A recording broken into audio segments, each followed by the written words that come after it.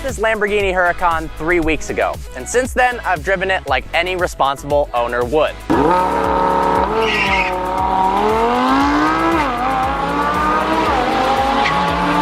3,000 miles later, a trip to Chicago, nights out on Woodward, and hitting the drag strip, I can honestly tell you that this is the best car that I've ever driven. So let's hop on in and let me tell you a bit about the Huracan from an owner's perspective. Here are some specs that you as enthusiasts probably already know. The Huracan is referred to as the LP610-4. 610 stands for the metric horsepower. When converted to American or British units, it's actually 601.4. The -4 means that it's all-wheel drive. As you also probably know, Lamborghini recently unveiled the LP580-2, which, you guessed it, 580 metric horsepower, and it's rear-wheel drive. It also produces 413 pound-feet of torque. This is the first Lamborghini where it actually drives better than it looks. Instead of its top 3 attributes being looks, and attention, its top 3 are the engine, the transmission, and the steering. Unlike the 650S and the 488, the Huracan is naturally aspirated. It's got a 5.2-liter V10 that's revamped. It's called IDS, and I'm not even going to attempt to pronounce that in Italian, as it will just be embarrassing. But essentially what it means is it's a mix of direct and indirect injection, which boosts horsepower from the LP560 while reducing CO2 emissions. Let me give you a little bit of a taste of what this thing sounds like.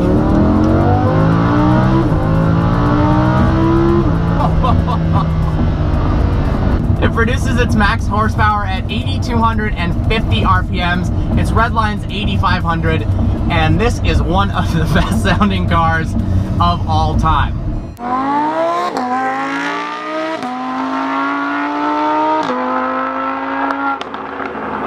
Like most car reviews, you're a minute in and you're already bored of all the specs and the crazy metaphors that people use. I'm guilty of it too, but we're gonna do something different. I'm gonna put it in Corsa mode, turn ESC off, and activate launch control so you can hear the ridiculous sound of the Huracan. Oh, and by the way, it does 0 to 60 in 2.5 seconds. Mash the throttle, and hold on tight.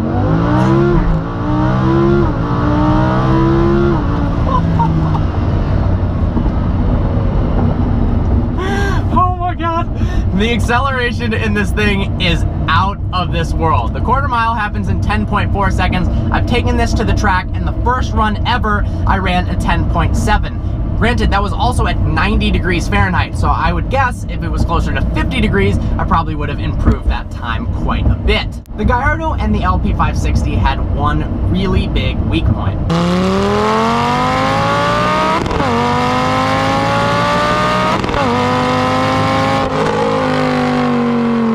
It was the transmission. At full throttle, those banging shifts were absolutely incredible.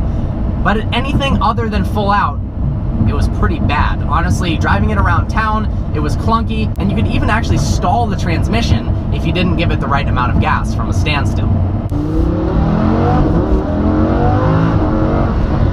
The good news is, Lamborghini has completely fixed it with this new 7-speed dual-clutch transmission.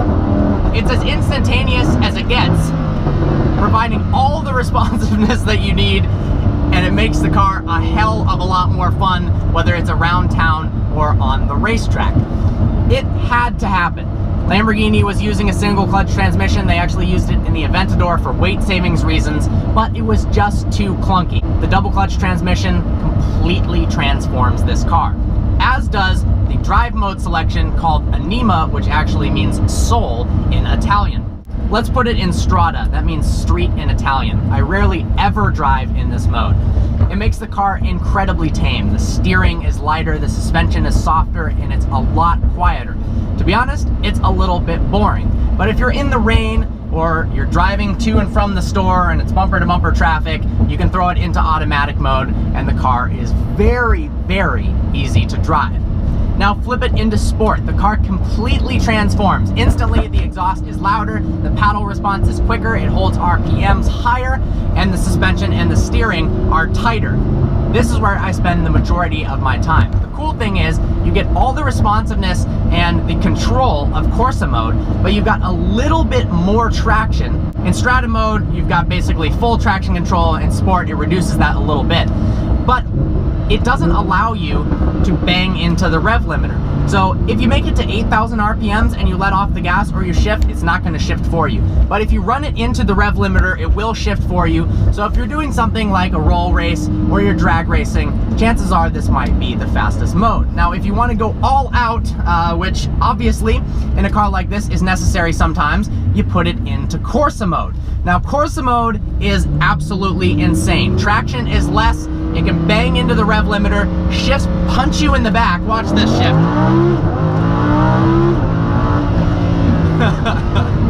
And even on overrun, it crackles even more.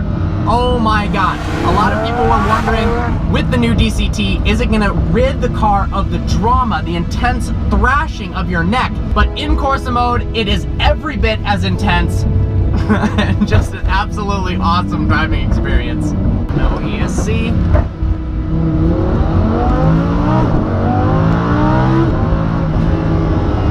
Even with traction control turned off, the amount of grip this car has is unbelievable.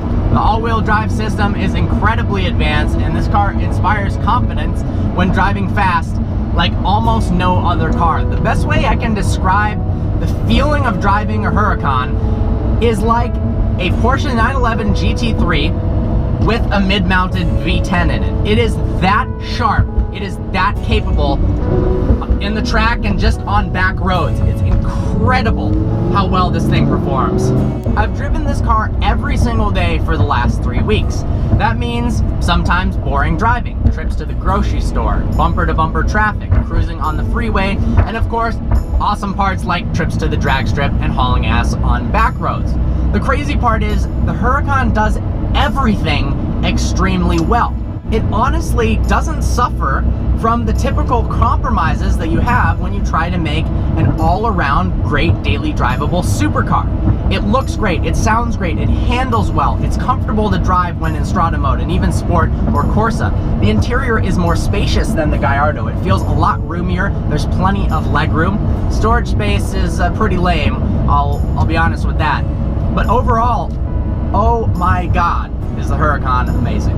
My favorite part is when driving it, you actually feel one with the car. Now hear me out before you write that off as the corniest shit I've ever said. And it might be, but there's some absolute truth to it. The Huracan performs so well that your hands, your feet, your eyes, and your brain all feel connected and in sync with the car. It will do whatever you want, however you want it. Unless a heavily modified GTR pulls up next to you on the highway, you should probably just put your emergency flashers on and exit as fast as possible to save yourself the embarrassment. Ferrari owners often use the phrase, driving a Ferrari is more like dancing than it is driving. And at first that phrase made me want to vomit, but there actually is some substance to it. This is a next level of performance where what you feel, what you see, where your eyes point down the road, the car is capable of doing. And it's so quick that for the average consumer, the average buyer of this car, there is no way you'll ever be craving for more. The interior is absolutely gorgeous. It's got Alcantara with green stitching mixed with leather. The center console is shaped very much like the Aventador. You've got the flip-up start-stop fighter jet style switch, and the reverse lever looks like it's something out of a Star Trek movie. The instrument cluster is one of the coolest parts about the car. It's digital, fully customizable with the controls on your steering wheel. Hold up on the steering wheel, it changes it to the speedo, but I don't usually use that.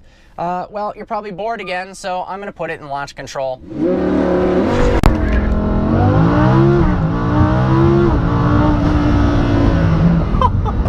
I don't know if you can see what the acceleration does to my face, but holy shit.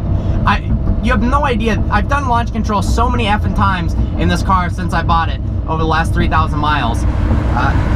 And it shocks me every time how quick it is. Unbelievable. God, that is so fun. Automatic mode is something I've used only a couple times, but for the sake of this review, I'll talk about it because it's actually kind of impressive. You can't activate it while in Corsa mode, something I use a lot, but in Strada or Sport you can. Now when in Sport mode, you click the M button if you're already in manual to shift back into automatic. And it's actually incredibly intelligent. When you step on the brakes, it downshifts for you to the correct gear. I was in 4th gear and it automatically skipped 3rd, downshifted into 2nd to let me prepare for the next turn. With an average driver, you're probably actually going to be faster in automatic mode around the track than you would shifting yourself, but it's definitely more boring, so I rarely do it. But definitely, I'm impressed with how good the computer is at judging what gear you need to be in.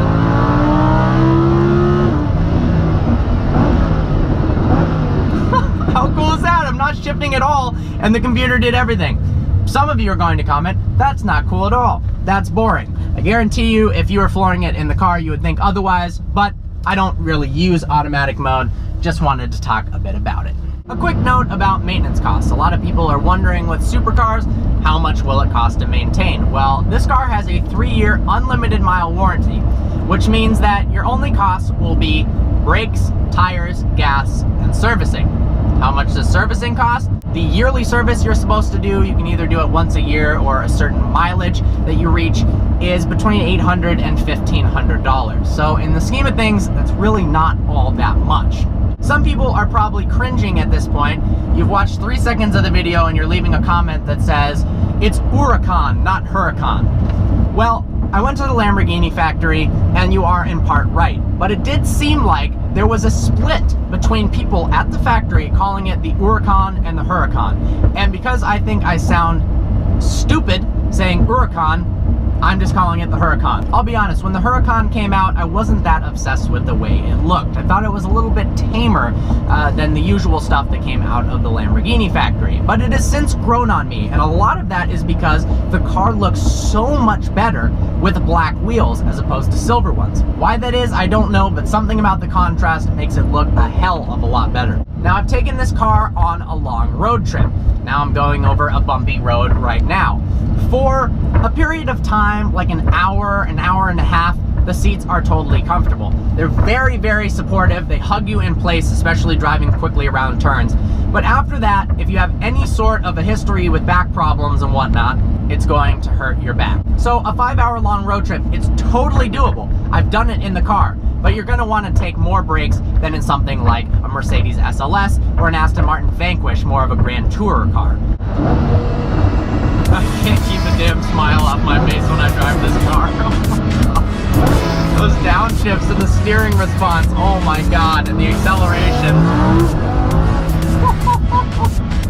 It's absolutely ridiculous. I am so infatuated with this car. I can honestly say, of all the cars I've reviewed and tested, this is the best driving car. It's the most fun. It drives like a Porsche, it looks like a Velociraptor crossed with a Manta Ray, and it sounds like a Lamborghini.